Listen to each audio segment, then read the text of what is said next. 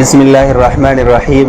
آج سے ہم انشاءاللہ میراث پڑھیں گے، اور جیسا کہ آپ حضرات کو معلوم ہے کہ مدارس بند ہے اور طلباء اکرام گھروں میں ہیں، تو طلباء کو چاہیے کہ وہ اپنے وقت کو قیمتی بنائے تاکہ ان کا کم سے کم نقصان ہو۔ میرے دو بھائی مدرسے میں زیر تعلیم ہیں، انہوں نے خواہش ظاہر کی کہ ہم میراث پڑھنا چاہتے ہیں، تو ان کو میں نے آج سے میراث پڑھانی شروع کی ہے، اور میری یہ کوشش ہوگی کہ میں اس طریقے سے پڑھاؤں اور اس کو ریکارڈ کر دوں تاکہ جو طلباء اکرام گھروں میں ہیں وہ بھی اس سے مستفید ہو سکے، اور عوام الناس جن کو کبھی میراث سے واسطہ نہیں پڑا ان کو بھی یہ درس سمجھ میں آ جائے۔ تو انشاءاللہ ہم شروع کریں گے۔ بورڈ پر پہلے سے میں نے ایک خاکہ تیار کیا ہے، جیسے کہ آپ کو نظر آ رہا ہے، علم الفرائض یا علمی میراث۔ سب سے پہلے اس کی فضیلت ہم جانتے ہیں، اس علم کی بہت بڑی فضیلت آئی ہے۔ حضور صلی اللہ علیہ وسلم کا فرمان ہے، تعلموا الفرائض وعلموها الناس، کہ فرائض خود بھی سیکھو اور لوگوں کو بھی سکھاؤ، فإنها نصف العلم، کیونکہ یہ آدھا علم ہے۔ اور ایک حدیث میں حضور صلی اللہ علیہ وسلم نے ارشاد فرمایا ہے کہ یہ علم بلایا جائے گا اور میری امت سے سب سے پہلے اس علم کو اٹھایا جائے گا۔ تو اس کی بہت بڑی فضیلت آئی ہے، وہ فضیلتیں اگر ہم یہاں بیان کرنا شروع کر دیں تو اصل درس رہ جائے گا۔ تو سب سے پہلے ہم اس کی فضیلت کے بارے میں نے ایک حدیث آپ کو سنائی ہے کہ حضور صلی اللہ علیہ وسلم نے اس کو نصف علم کہا ہے۔ تعریف اس علم کا انتہائی آسان ہے۔ یہ وہ علم ہے جس کے ذریعے ہم میت کے ترکے کو اس کے مستحقین کے درمیان تقسیم کرنے کا طریقہ معلوم کرتے ہیں۔ اس علم کے ذریعے ہمیں پتہ چلتا ہے کہ میت کا جو ترکہ ہے وہ ہم مستحقین کے درمیان کس طرح تقسیم کریں گے۔ ترکہ کس کو کہتے ہیں؟ ترکہ وہ مال ہے جو میت اپنے موت کے بعد اپنی ملکیت میں چھوڑتا ہے، چاہے وہ عین کی شکل میں ہو یا دین کی شکل میں ہو، یعنی وہ مال جو میت چھوڑ دیتا ہے اس کو ترکہ کہا جاتا ہے۔ جو کچھ میت سے رہ جائے اس کو ترکہ کہا جاتا ہے۔ تو اس علم کی تعریف یہ ہے کہ یہ وہ علم ہے جس کے ذریعے میت کا ترکہ اس کے مستحقین کے درمیان تقسیم کرنے کا طریقہ معلوم ہوتا ہے، کہ میت سے جو کچھ رہ گیا ہے ہم اس کو مستحقین کے درمیان، جو وارثین ہیں ان کے درمیان کس طرح تقسیم کریں گے۔ تو اس علم کے ذریعے ہمیں اس کا پتہ چلتا ہے۔ موضوع اس علم کا ترکہ اور اس کے مستحقین ہے۔ ترکہ جو میت کا مال ہے، میں نے آپ کو تعریف ترکے کی بتا دی کہ وہ مال جو میت چھوڑتا ہے اس کو ترکہ کہا جاتا ہے۔ تو موضوع اس کا ترکہ اور اس کے مستحقین، یعنی ترکہ کو ہم مستحقین میں کس طرح تقسیم کریں گے، تعریف میں بھی یہ بات آ چکی ہے، ٹھیک ہے۔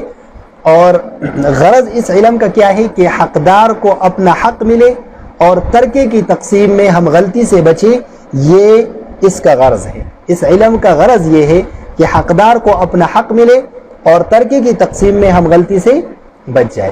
اس کا حکم شرعی کیا ہے، یعنی اس علم کا سیکھنا کیا ہے، فرض ہے، واجب ہے، سنت ہے؟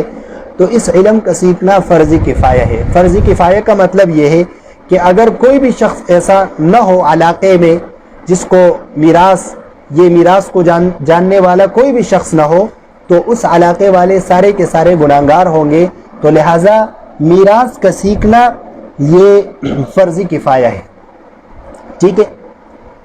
جب آدمی مر جاتا ہے اور وہ مال چھوڑتا ہے، ترکہ جس کو ہم کہتے ہیں، تو اس ترکے کے ساتھ 4 حقوق بالترتیب متعلق ہوتے ہیں۔ جب آدمی مر جاتا ہے تو اس کے مال کے ساتھ 4 حقوق متعلق ہوتے ہیں، یعنی سب سے پہلے اس کے مال سے بالترتیب ان 4 حقوق کو ادا کیا جائے گا۔ تجہیز و تکفین پہلے نمبر پر۔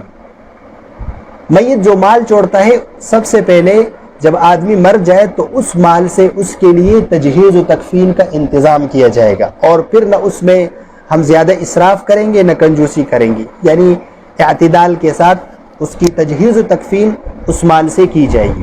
تو یہ پہلا حق جو ترکے کے ساتھ متعلق ہوتا ہے۔ اور دوسرا حق جو ترکے کے ساتھ متعلق ہوتا ہے وہ یہ ہے کہ اگر اس میت پر کسی کا قرضہ ہو، میت پر اگر کسی کا قرضہ ہو تو ہم میت کے مال سے دوسرے نمبر پر وہ قرضہ ادا کریں گے۔ 2 حقوق ہو گئے۔ تیسرا حق وصیت ہے۔ اگر میت نے کوئی وصیت کی ہو تو 1/3 تک اس وصیت پر عمل کیا جائے گا۔ یہ تہائی بار بار آئے گا تو اس کو ہم سیکھ لیتے ہیں۔ تہائی کیا چیز ہے؟ مثلا یہ مال ہے، اس کو اگر ہم 3 حصے کریں تو اس ایک حصے کو تہائی کہا جاتا ہے۔ تیسرا حصہ तिहाई, ठीक है। तो मैयत की वसीयत पर 1/3 तक अमल किया जाएगा। इसका मतलब क्या है? इसका मतलब ये है कि मसलन एक शख्स के पास 9 लाख रुपए हैं और उसने वसीयत की थी कि मेरे मरने के बाद फलां मदरसे में 4 लाख रुपए दिए जाएं, तो उसके तरके से हम 4 लाख रुपए नहीं देंगे, क्योंकि मैयत की जो वसीयत की है 1/3 तक उस पर अमल होगा, और 1/3 उसका कितना बनता है? 3 लाख रुपए। यानी अगर हम 9 लाख रुपए को 3 हिस्सों में तकसीम करते हैं तो उसका जो 1/3 है वो 3 लाख रुपए बनते हैं। तो 1/3 तक उसकी वसीयत पर अमल किया जाएगा। अगर 1/3 से जायद उसने वसीयत की हो तो उस वसीयत पर अमल नहीं किया जाएगा। तो वसीयत है तीसरा हक जो मुताल्लिक होता है वो वसीयत का है। यानी मैयत ने अगर कोई वसीयत की हो तो 1/3 तक उसकी वसीयत पर अमल किया जाएगा। 1/3 से अगर वसीयत ज्यादा हो तो फिर हम उस शख्स को 1/3 देंगे, उससे ज्यादा नहीं देंगे, ठीक है। और चौथे नंबर पर हमारे पास है तकसीम तरका, यानी हम तरके को किस तरह तकसीम करेंगे। तो तरके के तकसीम से पहले आप ये बात समझे कि जिन लोगों में तरका तकसीम होता है, तरके के जो मुस्तहिकीन हैं बहुत सारे अक़साम हैं उनके, ठीक है। सबसे पहले उन मुस्तहिकीन में ज़वील फ़ुरूज़ है। कौन है?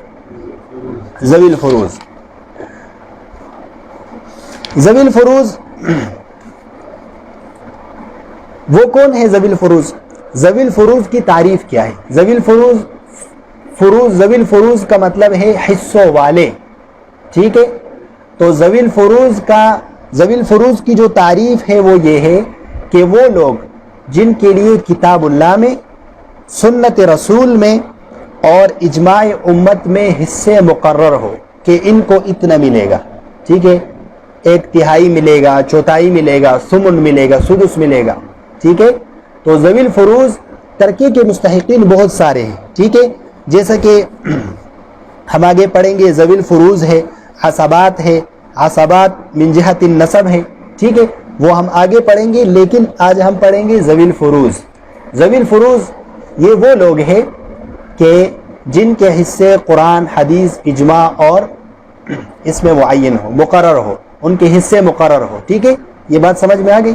ज़वील फ़ुरूज़ किसको कहते हैं? हिस्सों वाले, यानी कुरान में या हदीस में या इजमाए उम्मत से जिन लोगों के हिस्से मुकर्रर हैं उनको ज़वील फ़ुरूज़ कहा जाता है, ठीक है। ज़वील फ़ुरूज़ ये 12 लोग हैं। कितने लोग हैं? 12 लोग, ठीक है। 2 जो लोग हैं उनको हम कहते हैं सबबी, यानी इसमें से दो जो रिश्ते हैं वो सबबी है, ठीक है।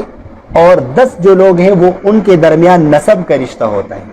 2 किस्म के लोगों में सबब का रिश्ता होता है, यानी वो एक दूसरे के न भाई हैं न बहन है, लेकिन किसी सबब की वजह से वो रिश्तेदार बने हैं। जैसे मैं आपको बताऊंगा तो समझ में आ जाएगा।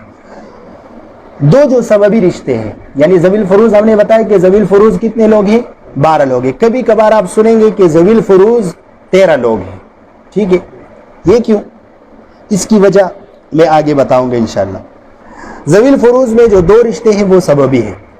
नंबर 1 मियाँ बीवी। ये जो 2 रिश्ते हैं ना मियाँ बीवी, ये 2 क्या हैं? सबबी है, यानी ये आपस में न एक दूसरे के बहन है, न भाई है, न कोई और रिश्ता है, ये किसी सबब की वजह से एक दूसरे के रिश्तेदार बने हैं। आसानी के लिए आप ये समझे तो 2 लोग मियाँ बीवी हैं, ठीक है। मियाँ और बीवी कितने हो गए? 2 हो गए, ठीक है। फिर उनमें से 3 लोग मुज़क्कर हैं और जो बाकी है वो क्या है? मुअन्नस। 3 लोग मुज़क्कर हैं और बाकी मुअन्नस है। देखिए नसब के जो रिश्ते हैं उनमें सबसे पहले आता है बाप, ठीक है। नंबर 1 बाप, नंबर 2 दादा, ठीक है। और नंबर 3 अखियाफी भाई। कौन सा भाई? अच्छा, इसको भी समझे, ये हम बार बार पढ़ेंगे। हकीकी भाई तो वो है कि माँ बाप दोनों शरीक हो, यानी जो हकीकी भाई है कि माँ भी एक है और बाप भी एक है, तो उसको हम क्या कहते हैं? हकीकी भाई। दूसरे नंबर पर है अल्लाती भाई, ठीक है। अल्लाती उस भाई को कहा जाता है कि बाप शरीक हो और माँ अलग अलग। मसलन ایک شخص کے والد نے 2 شادیاں کی، ٹھیک ہے، تو ماں الگ الگ ہے اور باپ ایک ہے، تو اس کو کیا کہا جاتا ہے؟ حلاتی۔ اور تیسرے نمبر پر ہے اخیافی۔ اخیافی اس بہن بھائیوں کو کہتے ہیں جن کی ماں شریک ہو، جن کی ماں ایک ہو، ماں ایک ہو تو ان کو کیا کہا جاتا ہے؟ اخیافی، ٹھیک ہے، باپ الگ الگ ہے۔ مثلا ایک دفعہ والدہ نے شادی کی، اس سے بچے پیدا ہو گئے، پھر وہ شخص مر گیا یا طلاق دی اور اس کے بعد اس نے دوبارہ شادی کی، ٹھیک ہے، تو باپ الگ الگ ہے لیکن ماں کیا ہے؟ ایک ہے، تو ان کو کیا کہا جاتا ہے؟ اخیافی۔ تو 3 قسم کے لوگ ہو گئے، یہ آئیں گے آگے، ٹھیک ہے، تو اس لیے آپ ابھی سے سیکھیں۔ حقیقی یعنی ماں باپ دونوں ایک ہے، ٹھیک ہے، اور علاتی باپ شریک بھائی، ٹھیک ہے، اور اخیافی ماں شریک، ٹھیک ہے۔ تو مردوں میں سے جو 3 ہیں نسب کے رشتوں میں، باپ ہیں، دادا ہیں، ٹھیک ہے، اور اخیافی بھائی۔